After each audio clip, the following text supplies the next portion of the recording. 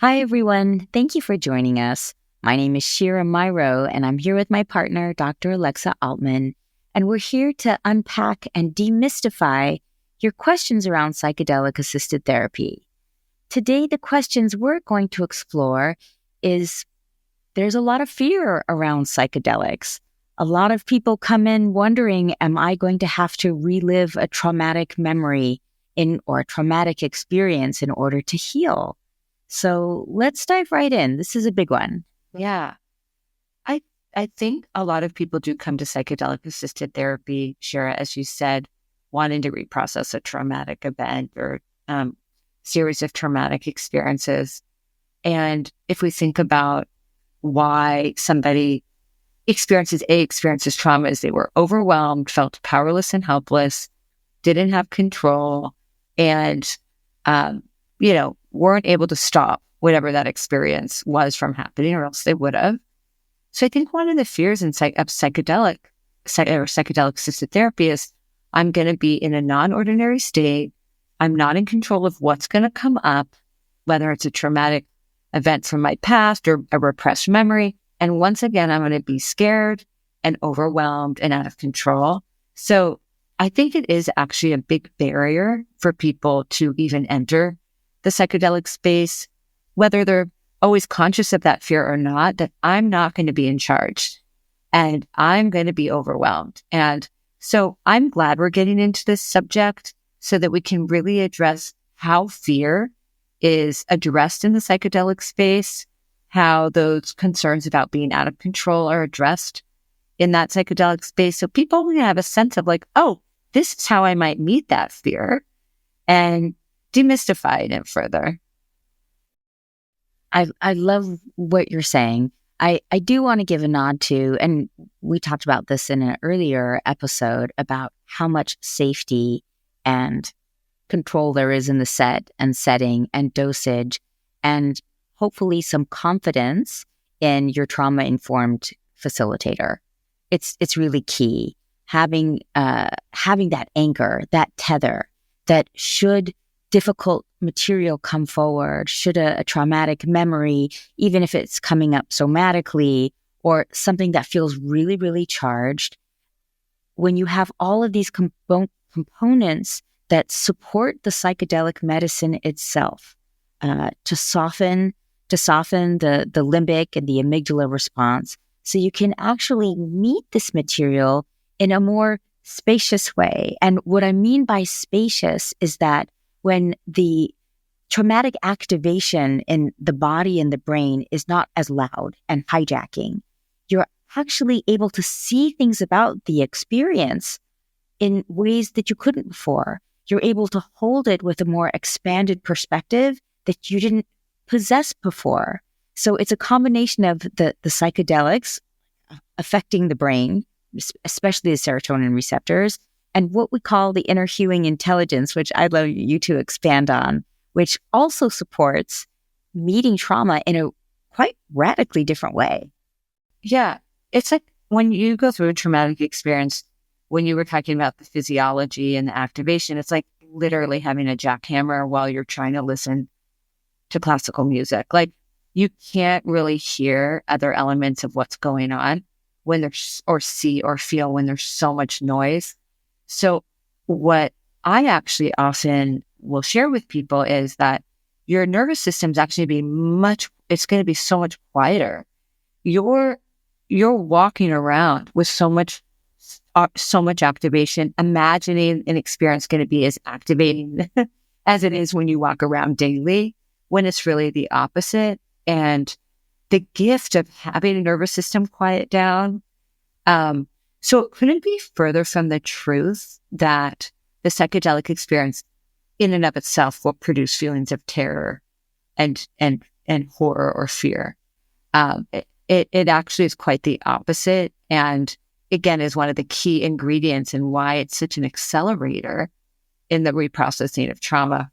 When we talk about this inner healer, it can sound a little out there. We talk about this inner healer, which is a part of us, that the wisest part of us that kind of directs, if you will, the direction of a session, and it doesn't direct it the way we might, direct traffic in our life. It directs it in a way that allows us to come into contact with what is the most important thing that's causing us the greatest suffering.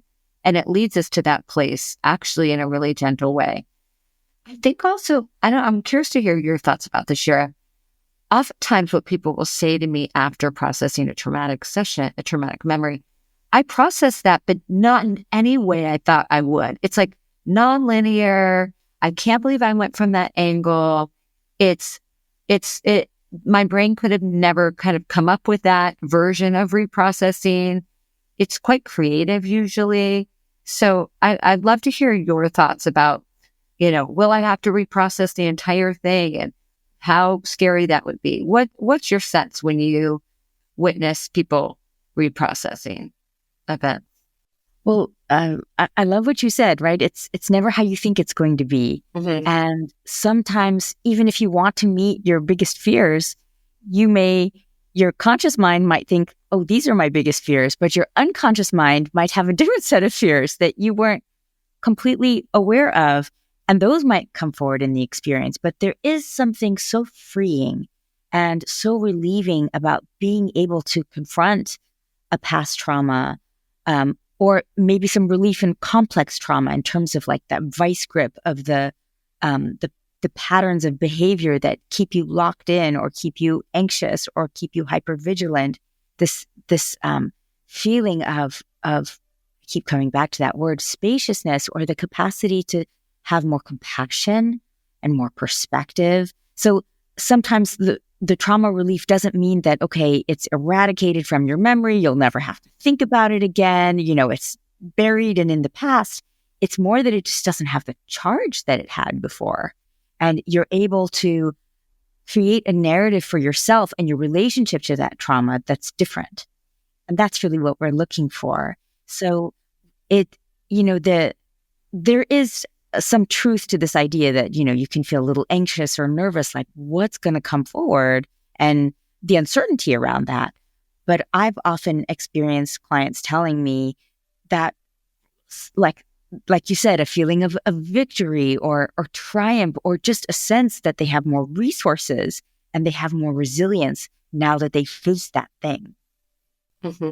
Yeah, I think that resilience is a great word, that when we kind of come face to face with, the inner dragon, whatever that scary thing was, it does allow other dragons in our life easier to approach because we know we have the capacity to endure whatever that was and move to the other side of it. So I think that you nailed it. I think too, the preparation, if you've had a ton of trauma, I think the preparation for the journey is an incredibly important part of making sure that you feel quote unquote safe, in control. I think there's a lot of elements of psychedelic assisted therapy experience that can be known. We love working in the unknown. Well, we do. Some clients don't like working in the unknown, but there's so much that can be known up front. So I think also in the preparation, making sure a person knows what to expect, what they can expect, where that window of uncertainty lives of what the unconscious produces and how we're going to meet that. I think also having a plan with a person. Well, let's just suppose you did get overwhelmed or something did get scary. What would we do? Right? So in that preparation, I think we kind of address on purpose all the fears and concerns people have.